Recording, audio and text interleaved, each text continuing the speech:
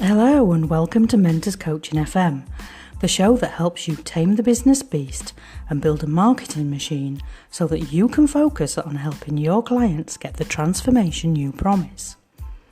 I'm Gail Seymour, founder of Mentors Coaching, the results-oriented growth platform where learning providers of all stripes can create and deliver courses and programs that handle scheduling, payments and delivery all in one place with no monthly fee. Just a simple, low commission structure that means if you don't earn, you don't pay.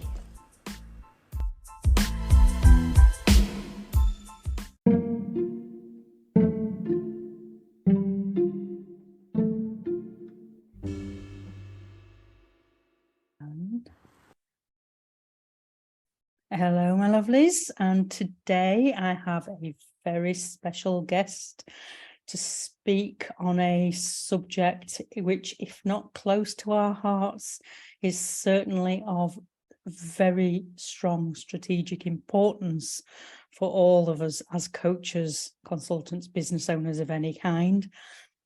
I have Jeremy Pope with us, who is an expert in not sucking at sales.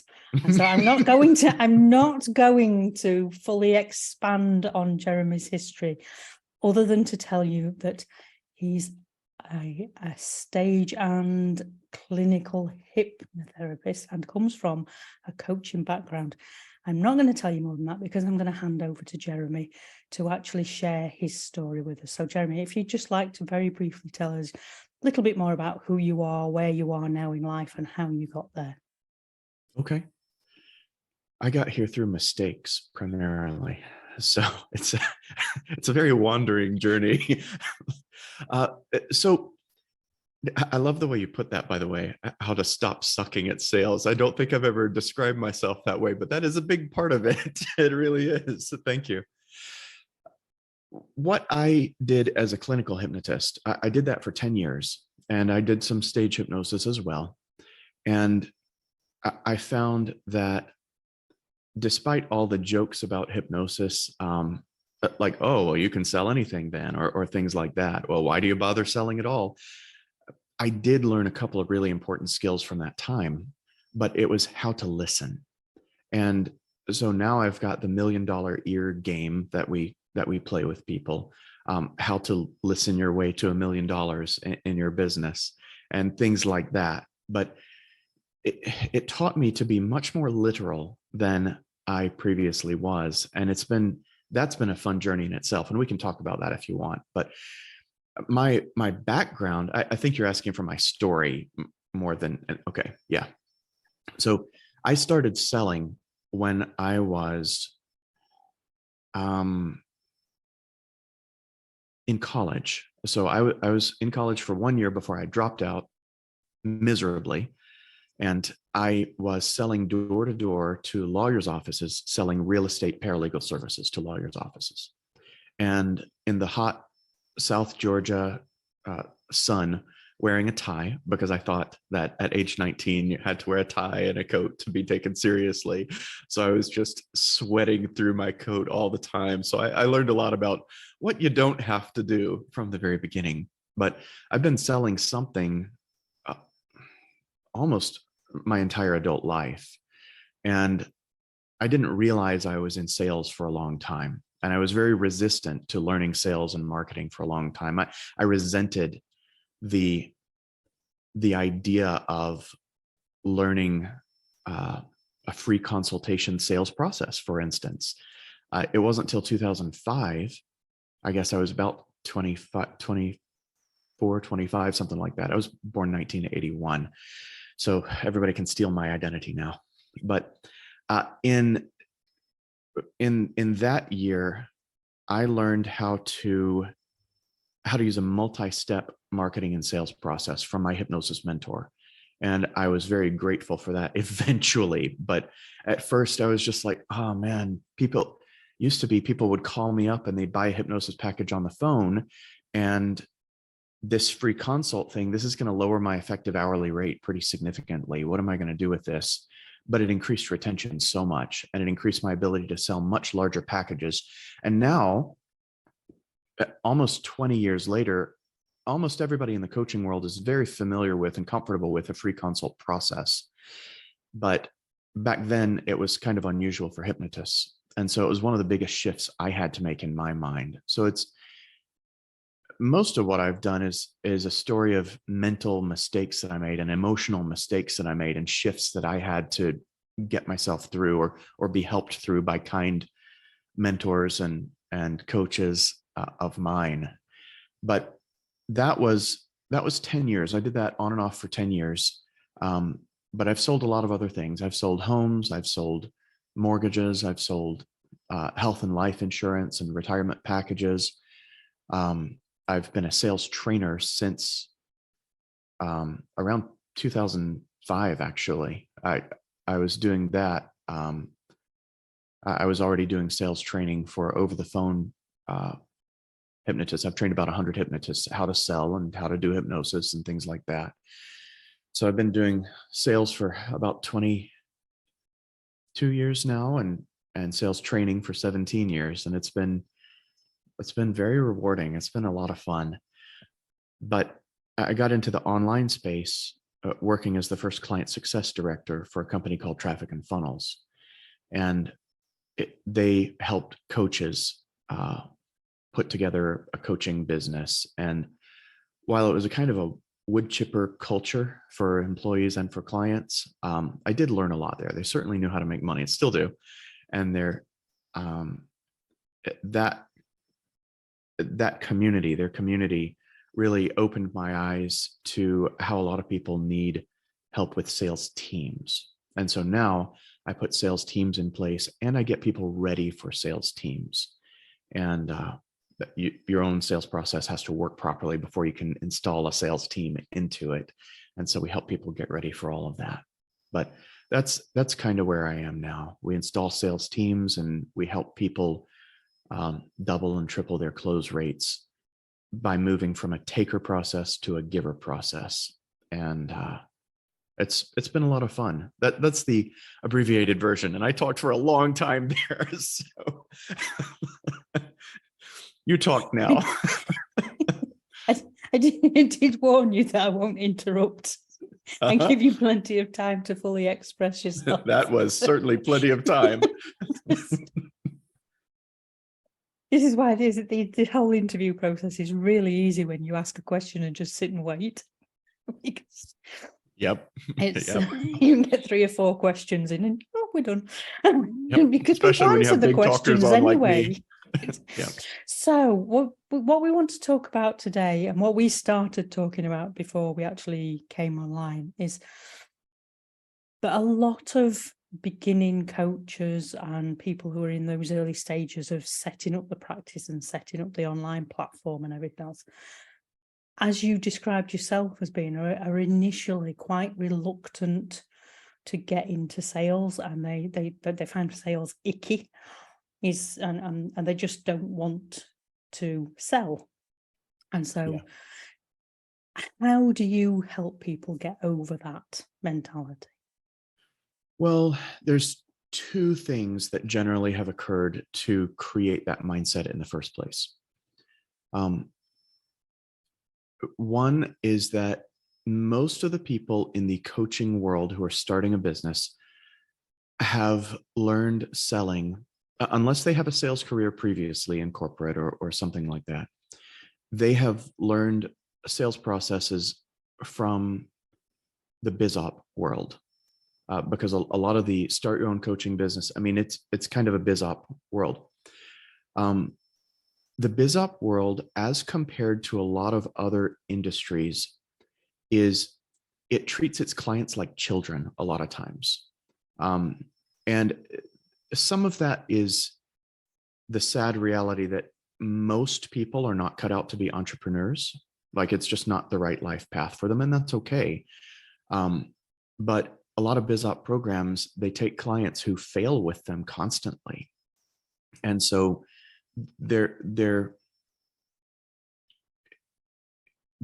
mindset, the BizOp coaches' mindsets, tend to turn in a very paternalistic, almost a condescending or I don't really know how to describe it, but it's kind of a patronizing direction. And you see this in the email newsletters. You see this in the way they run Facebook Lives. You see this in the way that they teach sales and the way they run the sales calls. I'm kind of a Facebook group aficionado. I'm in about 600 or 700 Facebook groups. And no, I'm not active in all of those. I have a life, but I do love to notice what happens when you join a Facebook group. And there are so many appointment setting protocols that use a kind of a boring frame of, hey, you want to get this free resource? Okay, can I ask you a couple of questions about your business? And so it's usually a 22-year-old guy that's doing the appointment setting, and they've been taught a frame around that. And it tends to be a very drama-filled frame. And what I mean by that is the Karpman drama triangle. So persecutor, rescuer, victim. And they don't know how to stay off the triangle from a coaching standpoint. A lot of the coaches will be familiar with the Karpman drama triangle if they come from the psychological world. But so these young guys, they're often going into the persecutor role very easily to avoid becoming the victim. And they don't know how to stay in a healthy place in that. And then, so this comes out with a very like power frames, authority frames, things like that is how it comes out in text or in a sales call most of the time. And then you get on with the closer in that same process, working for the same company, who has graduated from being an appointment setter. They've learned the same frames, a lot of times very unhealthy frames. And so all the sales calls that we're on, they typically have a lot of pressure involved. And it's not necessary, it's just customary. That's all it is. And so when we encounter so many high pressure sales pitches, and this isn't just in the coaching world or the biz op world, this is in the car world, the mattress world, there's the timeshare world, or vacation sales, whatever you call it in 2022. But there's a lot of industries that are kind of known for high pressure sales processes. And so it's like they say about lawyers, it's the 99% that give the other 1% of us a bad reputation. And it's not that bad, of course, but it may be a half and half kind of thing. And so if we encounter a taker sales process over and over and over, then of course we're going to start feeling icky about sales. Why would we feel good about a process that doesn't resonate with us? Why would we feel good about feeling like we have to use a process that doesn't resonate with us? One that feels, the process itself feels unethical or icky, or just like a bad start to a relationship. It's not a good foundation for a relationship. And so that's the biggest part. It's just we've been nurtured in the nature versus nurture debate. We've been nurtured to feel that sales are icky a lot of times. And then the other part of it, part two of this very long answer, is that we just, I guess it might be the same thing. We just don't know a good way that does resonate with us. And so we think that sales is something that it isn't. So this is mostly a knowledge and beliefs thing. Most of what I do with clients who are working on their own sales, we have to break down and dissolve some really unhealthy beliefs around sales and what is my role in sales? What is my part in this process? And when you can move your mindset from sales often has to be, like I haven't met any givers that feel like it always has to be, but they'll have some version of sales often has to be a win-lose thing in some form, like in the far back of their mind where it doesn't get examined, they'll have some version of that. And this belief often comes from a shallow pipeline, not enough leads. And you handle that with people a lot of times by getting them into the right kinds of promotion for their business and getting them the right kinds of authority so that leads are more qualified when they come in. And so that's a tremendous service. Just that alone, having a deep pipeline with enough qualified leads coming in, it gives such an abundant mindset. But there are plenty of things you can do to get into an abundant mindset, even with a shallow pipeline. But you have to maintain focus on deepening that pipeline so that you don't start feeling trapped in a shallow pipeline. You don't start feeling like you're in a puddle rather than a pond.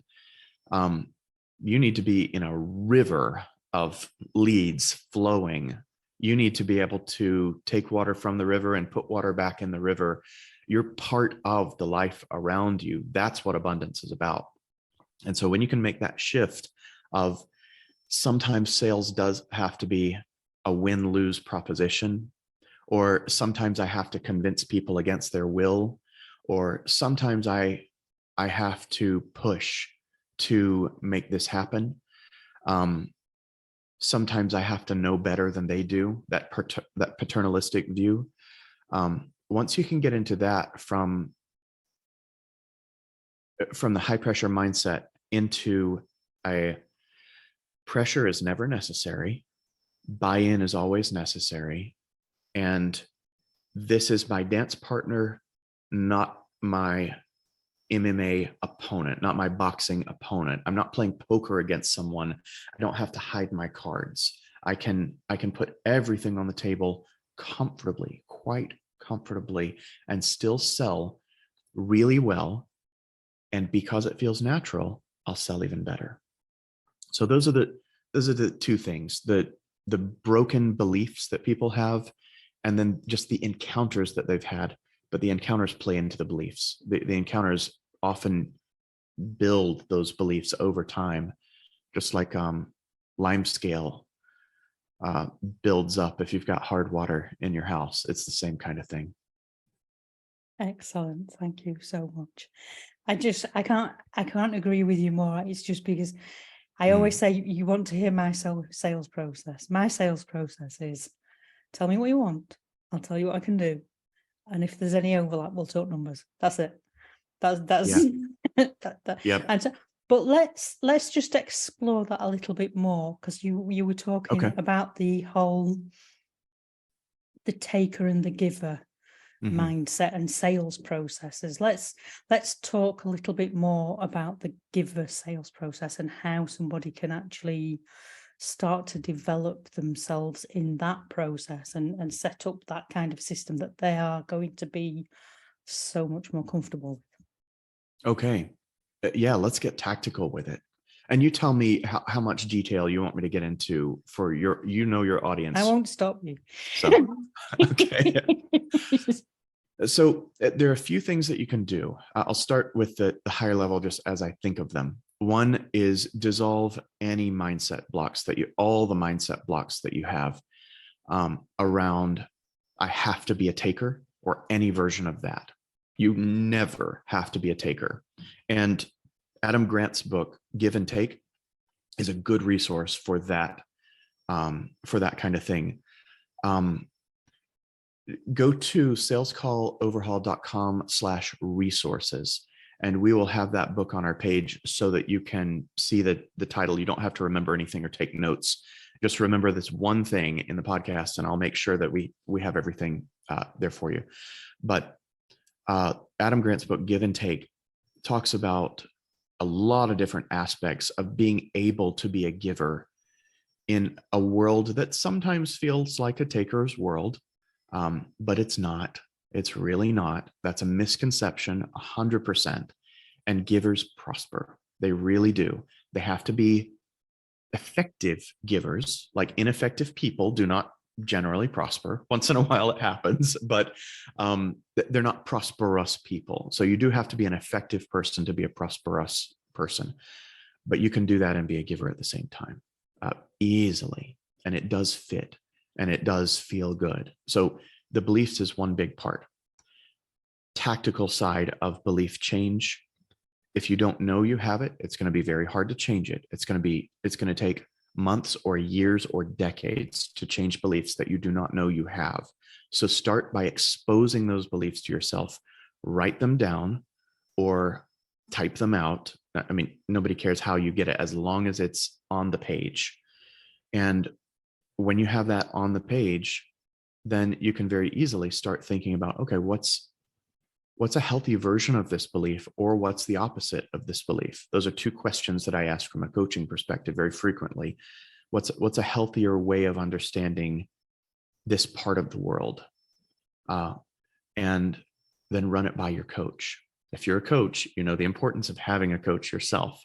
Go get a coach and run this kind of thing by them.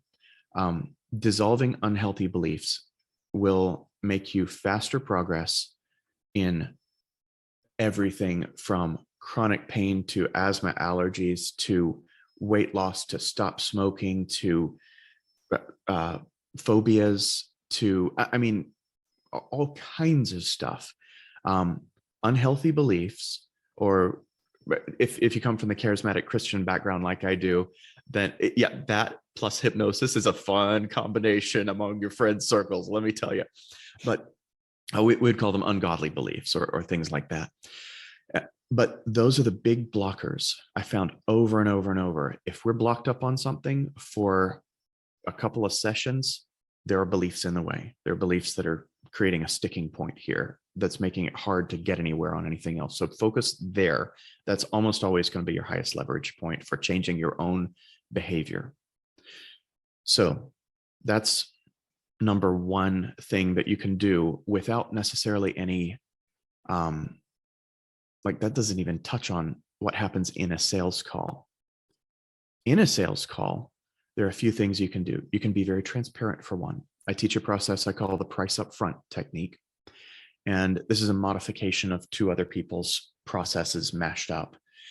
And if you're familiar with Sandler training, you may have encountered something along these lines for sales. Sandler's kind of old school and it's very formal, but you'll kind of recognize this general idea of a technique.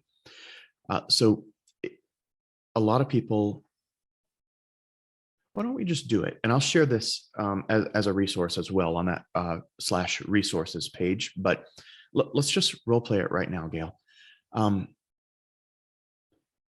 Gail, we're 3 minutes into our strategy call for placing a sales team with the book coaching and the book platform, the author platform business.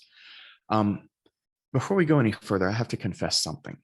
I get a little weird about money sometimes, and I'm not the world's smoothest salesperson. I have a good process that makes everything clear, but I'm not about being smooth. Do you mind if I just tell you what my price is right now so that I can relax about it, and then we can focus on like finding out if it really is a fit for the next 40 minutes or so? Is that okay, Gail? Absolutely. Okay. Yeah. Thank you. It's $42,000. Okay. Now I can relax and you can have sticker shock, or you can run away screaming, or whatever you need to do. But thank you for letting me get that off my chest. So that's part one of the technique, is you state whatever price, and 42K is not really my price, but I am very open about my pricing of whatever packages I have going on at the time and whatever we're doing. But we've got a second part of that, and a little bit. Here's the second part. So now that you know the price, are we okay to keep talking? Yeah. I mean, it's fine. It's okay because my highest package is 50,000, so it's not. It's only one sale. Right. Okay. Great. All right. Let's get into it and see where we go. Now, several things have happened here, and we've got a PDF about this, like a reference PDF for this. So go to salescalledoverhaul.com/resources and download it. But here's a couple of things that are going on with this process. One is I've gotten 2 commitments from Gail, verbal commitments right there in that. The first one is, if I tell you the price, will you stick with me? She says yes. And I never go on until I get an answer on that. I get an actual commitment, not a micro commitment. I'm not building a yes set. I got an actual agreement to stick with me through the rest of the sales process. Then, after I told her the price, I'm watching her body language if we're on Zoom, or I'm listening for hesitation if we're on the phone. And I'm noticing, okay, is that sticker shock? Does that create sticker shock? And I'll make a joke about it. And with that, I can gauge just from body language or hesitation or her tone of voice alone how she feels about that. And now I know how much I have to work through. Then I get the second commitment. Should we keep talking? And that takes a different form every time I do it. This is not a script that I use. But okay, now that you know the price, is that even in range? Should we even keep talking? Would that squeeze you? Any version of this question is perfectly acceptable. I am not a big fan of scripting, except as to get yourself comfortable with a new habit and then ditch it. There are a lot of processes that will feel very uncomfortable, from a tennis swing to Rachmaninoff's second concerto, that will feel very uncomfortable before you learn them. So the learning process, that's okay for that to be uncomfortable. That is very different from givers stuck in a taker process. Learners stuck in a learner process, that's normal. That's part of life. That's okay. Get unstuck. It will get you unstuck. But that second, yes, let's keep talking. If I get a yes on that, or any version of a yes, or yes, that's only one sale, like Gail gave me there, we know that 60%, sorry, that was loud. We know that 60% of the sale is closed at minute 3 of our call. How could that not be beneficial for the rest of the call? You're going to come at this, the rest of the call, so much more confident, so much more relaxed. In fact, the big danger after that is letting your guard down too much. Letting yourself think that, oh, it's all done now. No, it's not all done. It's not 90% done. It's 60% done. So don't get confused about this. You still need to build emotion. You still need to discover the pain, discover the passion, and bring those two together in the sale. That's what you do on sales calls. You can build desire and you can reduce risk. But with this price upfront technique, you're getting 2 commitments at the very beginning, and you get a yes, a maybe, or a no on that second answer. The yes, you're 60% closed. The maybe, like, oh, that's going to be rough, my guy. If you get that kind of answer, then you know you've got a price objection to deal with here. But you've brought it up before it becomes an objection. You framed that. And if you're getting a lot of price objections that are not dealt with in a sales call, you know you've got to deal with that in another way. You've got to deal with that in your marketing and your qualification, or in your financing options. A lot of people, new coaches, they don't know financing options are available in this way to them. And so, in fact, feel free to reach out to us at Sales Call Overhaul, and we'll hook you up with somebody who does financing. We've got several good friends who provide financing for coaching programs, and it's not hard to get hooked up with them. So, but if you're getting a lot of unqualified people on price, you've got a marketing problem. Books help a lot with that. Books are a great way to build authority into the space where you're getting much more qualified leads, and leads who can pay you, like specifically on that qualification. They have a much higher expectation of paying you, and paying you well, to do your thing, because you're coming from a place of premium positioning. You're coming from a place of expertise, and you can be really peacefully confident in that. And so if you get a no, that's the same problem. This is someone who either will be a bad fit because they don't keep a 3-minute long promise. Or they were totally unqualified in the first place. If they run away screaming, your marketing is not working. Go fix your marketing. This is not a sales problem. This is a marketing problem. Again, get a book. So it tells you so much. It does so much data collection. I've explained this process like for what, 4 or 5 minutes now, and the process itself is usually done in 1 minute. It's such a simple thing to run, but you get so much data back. You can gauge where they are. It gives you such an unusual technique where people are immediately comfortable with you. Nobody does this. This is part of what I call my no ambushes policy. We do not ambush people with something they're not expecting. And if they are, specifically with price, if they're going to have sticker shock, would you rather they have sticker shock at minute 3 or minute 43? Exactly. All right, it's $42,000. You have 2 minutes left to decide. All right, I'm ready for the credit card number. Like, come on. This is not the way to start a relationship. And it can work, but boy, it's uncomfortable for everybody. And then you go into objection handling or rebutting objections. I actually had one sales trainer who called it rebuttaling objections. And I didn't have the heart to tell him that is not a word. But we had so much training in this world around objection handling. What about objection transformation? What about preempting objections before they even start? Why wouldn't we do this? What about partnering around objections? What about collaboration around objections? This stuff is not hard, folks, if you just know how to do it. This is a knowledge issue. And as soon as you know how to do it and practice it 10 times, it becomes very easy and very natural. My audience is not the takers. I don't have anything for them, and they don't have a reason to change their behavior in the first place. My audience is the givers stuck in a taker process. And as soon as you give a giver process,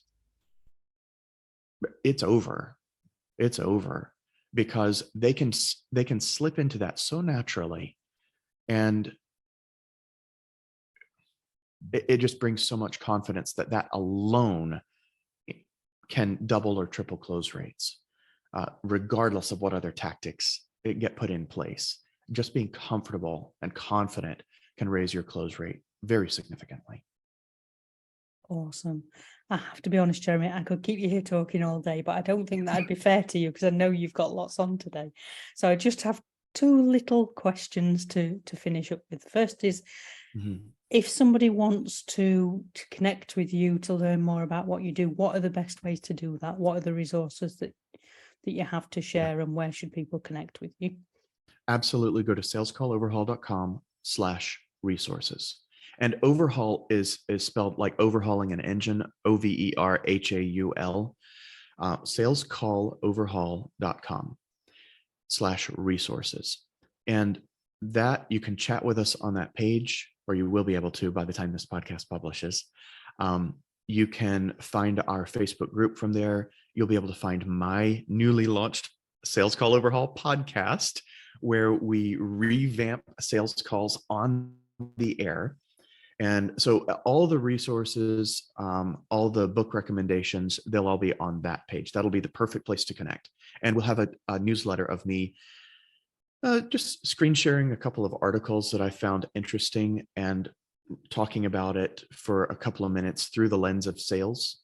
So I'm very excited about that, because you've heard how many opinions I have. And a newsletter that's not about selling a sales newsletter that's not about selling to you all the time. It's about actually learning. I'm really excited about that. Excellent. And the last question, is there anything that I didn't ask you that you wanted to share? Oh goodness, with as much as I talk, I don't, I'm a talker, not a rememberer. How am I supposed to know? No, I think I think I'm very happy with this kind of approach. Excellent. Thank you, Jeremy. You've been an absolute joy today. Thank you. I I think I'm going to have to bring you back at a later date to pick your brains Oh, wow. again and to talk to you again. I'm quite confident that some of my audience will have questions for you for another day. So It will be my hopefully we pleasure. will And get you if we back want to put before too together, long. yeah, if we even want to put together a Q&A or something, I'm very happy to do that. I love having people asking questions. It makes my life so much easier because I don't have to think about stuff then. All I have to do is just give back what I've experienced. Excellent. Thank you so much. Thank you.